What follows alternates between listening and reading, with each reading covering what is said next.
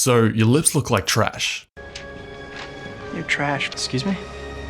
Okay, maybe they don't. But whatever the case may be, I'm going to be showing you how to paint them today. So show me some love by punching that like button.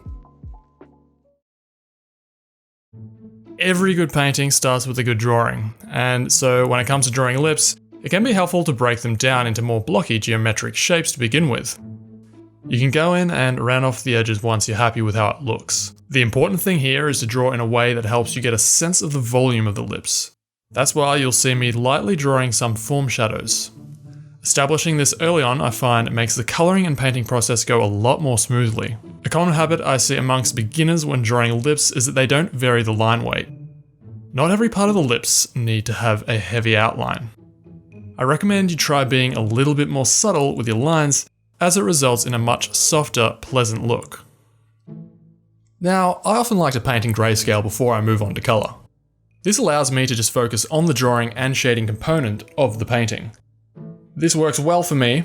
The only issue is that when it comes time to add colour underneath, you've got all this white and grey getting in the way. The way around this is to merge all the layers with Ctrl-Shift-Alt-E.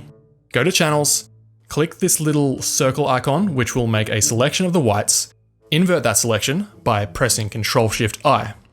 Then press Ctrl-J to duplicate the selection. Now you just need to lock the layer transparency and colour in the line art. Now we're free to add colours underneath without all that gross grey and white getting in the way. Obviously, depending on what art program you're using, you might have to use a different method to separate your shading from the background.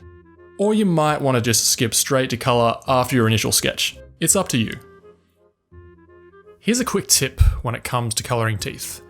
If you're going for realism, avoid using pure white, unless the person you're painting has perfectly white teeth and the lighting is extremely bright. The teeth are actually going to appear as a darker colour because they are in shadow. So here I used a greyish pink colour. You can see they fit in more with the surrounding colours now. Also, when it comes to drawing and painting teeth, I'm going to advise you don't draw out every single individual tooth, okay? It can look quite crude and in some cases downright unsettling. I mean, have you seen the Tom Cruise memes?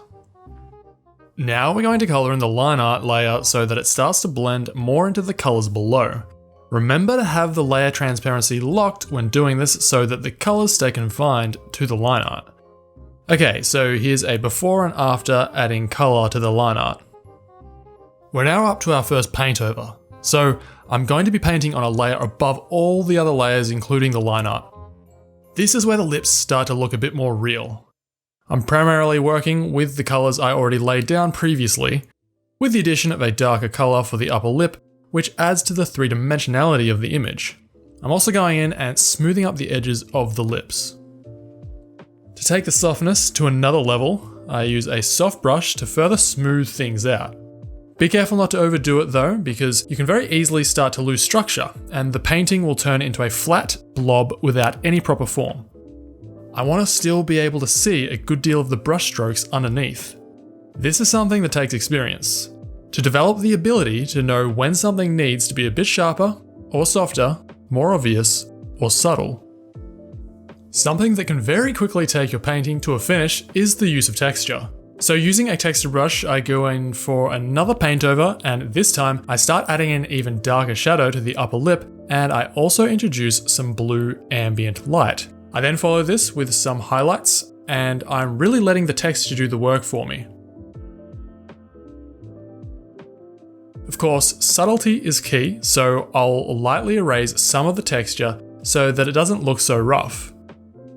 And always make sure to follow the form and curvature of the lips when laying in your brushwork.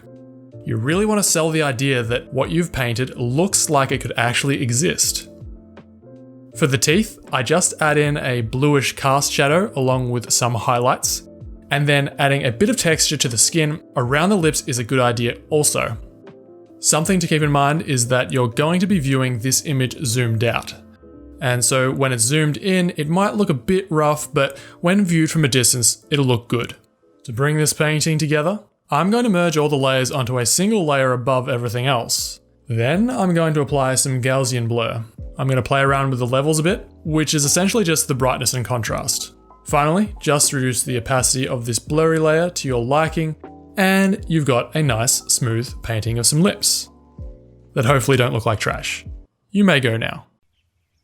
Oh, okay.